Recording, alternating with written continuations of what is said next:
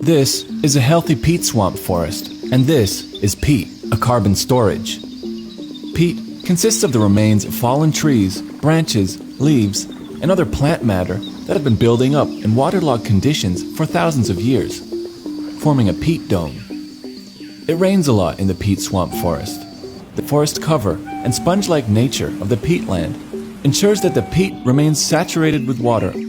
These conditions bring the decomposition process to a halt, and so the carbon remains safely stored away.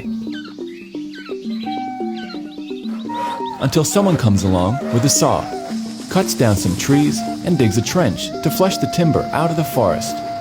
Water that was previously trapped in the peatland starts to flow out of the ditch. For the first time, large amounts of sunlight enter the forest. The temperature goes up. The peat near the ditch dries out. Oxygen enters the peat, and the peat begins to decompose. Solid carbon turns to carbon dioxide, traveling up and away.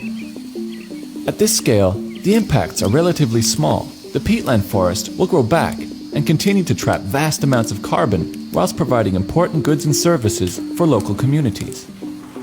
It's when you go large scale that everything changes. Bulldozers and excavators cut through the forest.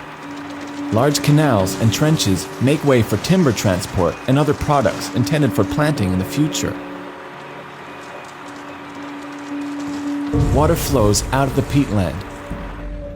Sustained drainage causes the water table to go down. As a direct result, the peat dome starts to subside. The added elements of sunlight and oxygen cause the release of carbon dioxide. Seasonal peat fires further accelerate the process, sending vast amounts of carbon dioxide and other greenhouse gases into the atmosphere.